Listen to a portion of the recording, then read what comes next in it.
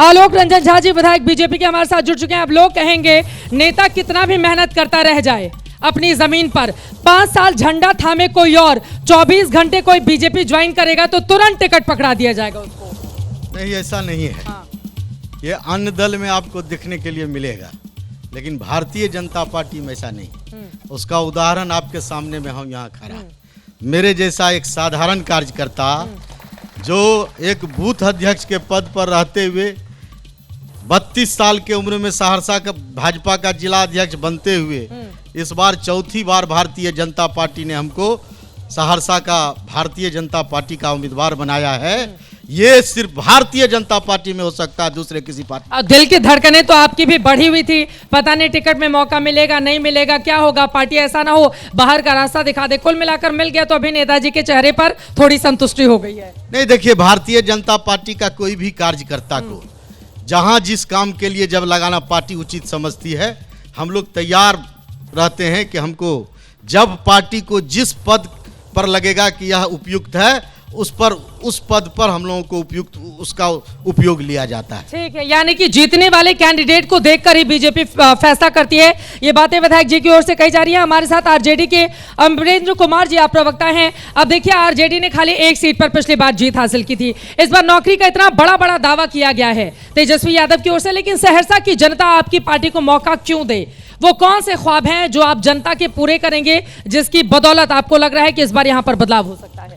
सबसे पहले आपका हम हार्दिक अभिवादन करते हैं इस सहरसा की धरती पर, जो और मंडन मिश्र और बाबा कारू खिरहर की इस धरती पर हम आपका हार्दिक अभिनंदन करते हैं।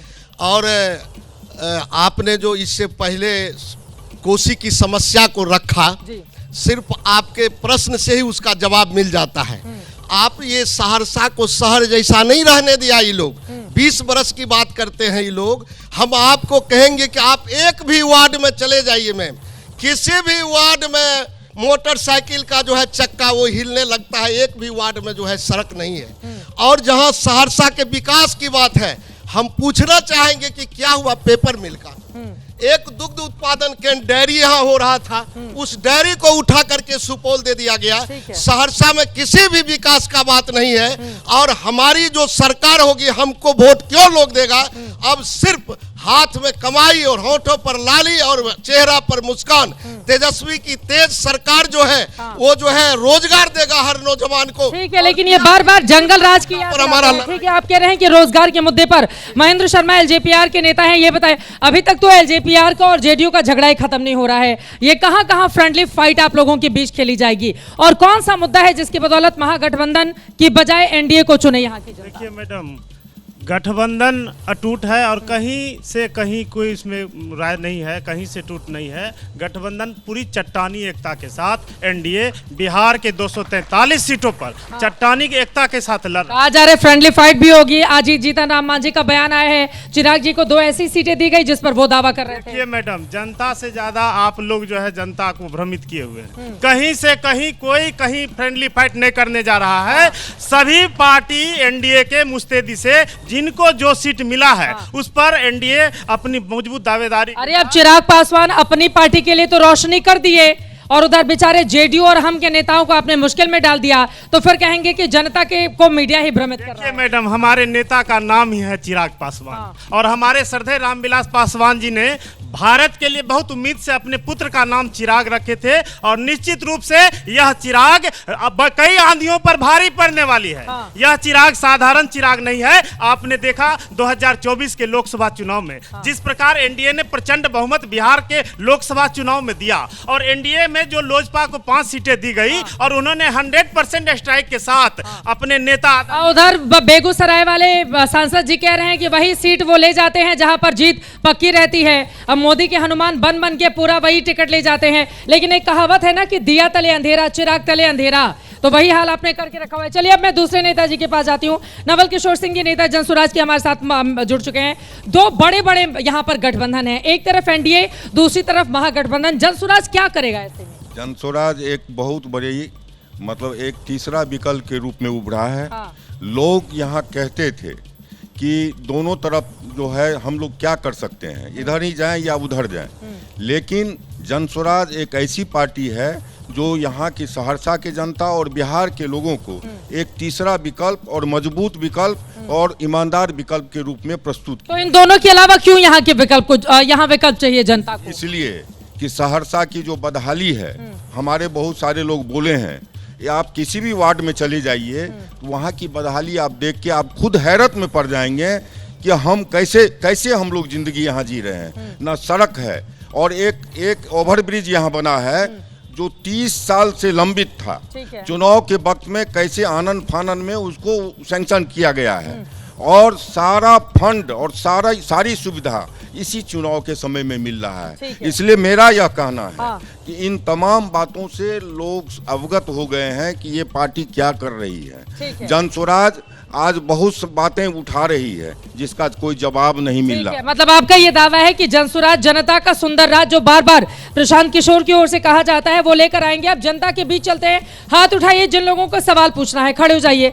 क्या सवाल है, पूछिए। हम एनडीए के जो है नेता उससे पूछना चाहते हैं, जब नीतीश कुमार और सम्राट चौधरी टीआरई 4 के वैकेंसी के बारे में बोला गया था कि 1,20,000 दिया गया, जबकि जो है हम लोग को टीआरई 4 का वैकेंसी नहीं दिया गया है। हम उससे जवाब में जानना चाहते हैं कि जो हमारे लिए रोजगार मिलेगा या हम लोग अगला विकल्प तेजस्वी सरकार की ओर देखें। ठीक है, चलिए। और किसका सवाल है? खड़े हो जाइए, पूछे सवाल, खड़े हो जाइए।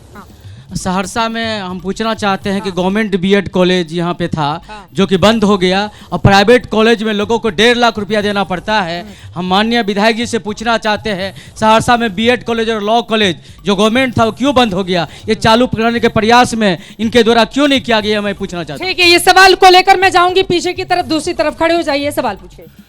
हम माननीय विधायक महोदय से पूछना चाहेंगे कि सहरसा जैसे पिछड़ा इलाका, बाढ़ पीड़ित इलाका, यहाँ एम्स का निर्माण लगभग हो गया था। हमारे पास 220 एकड़ जमीन थी, सारा कुछ हो गया, लेकिन यहाँ एम्स यहाँ नहीं बनकर पटना के बगल में दरभंगा हो गया। आखिर वो सहरसा में क्यों नहीं बना एम्स?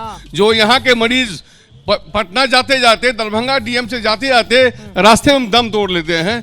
आखिर ये सहरसा के लोग कब तक ही दम तोड़ेंगे इनकी लापरवाही से? अच्छा, आप ये कह रहे हैं कि यहाँ पर एम्स जिसका हक यहाँ की जनता के लिए था वो कहीं और चला गया। खड़े हो जाइए, क्या है सवाल, पूछिए। मेरा सवाल है, 2006 में जब नीतीश कुमार की सरकार आई थी, उसी समय चुनाव प्रचार में नगर निगम के मैदान में मुख्यमंत्री ने घोषणा किया था कि बैजनाथपुर पेपर मिल को हमारी सरकार आते ही हम बनाएंगे। दूसरा है पुनी प्लांट, जो खादी उद्योग का एक बहुत बड़ा केंद्र था, उसको मुख्यमंत्री 20 साल से हैं, उसे क्यों नहीं चालू करवाए? तीसरा सवाल है, एक ही सवाल पूछिए, सारे सवाल आप ही पूछ ले जाएंगे, बाकी लोग की बारी नहीं आएगी। पूछिए। मैं डॉक्टर मोहम्मद लुत्फुल्लाह, जिला मुख्य प्रवक्ता सहरसा। मैं आरजेडी के प्रवक्ता से कहना चाहता हूँ। आप मुख्य प्रवक्ता कौन से पार्टी से? जनता दल यू। अच्छा, पूछिए।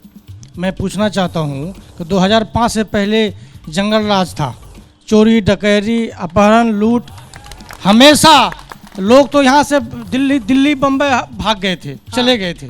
और अभी जो है बिहार के लोग यहाँ गौरवमंती महसूस करते हैं। पलायन तो अभी भी है। पलायन तो है ही नहीं, बिहार सरकार रोजगार दे रही है। पलायन अभी भी है, कितना भी रोजगार का आप दावा कीजिए, पलायन है बिहार में। माननीय मुख्यमंत्री श्री नीतीश कुमार जी ऐलान किए हैं 1 करोड़ रोजगार, जिसमें 50 लाख जो नौकरी है, 50 लाख रोजगार मिलेगा। ठीक है, 50 लाख रोजगार का वादा किया गया है। पूछे, खड़े हो जाइए, पूछिए। विरोधी का काम ही है विरोध करना। अभी एनडीए सरकार में मोदी जी और नीतीश जी के नेतृत्व में बहुत ज़बरदस्त विकास हुआ है। चाहे सामाजिक सुरक्षा पेंशन हो, चाहे 125 यूनिट बिजली फ्री की बात हो, चाहे आवास योजना हो, आयुष्मान योजना हो, जितने भी सारे योजना है, सब में दोनों मिल करके बहुत शानदार काम कर रहे हैं। अभी महिला बहनों को 35% आरक्षण दिया गया है, 10,000 रुपया रोजगार के लिए दिया जा रहा है। चारों तरफ खुशहाली है।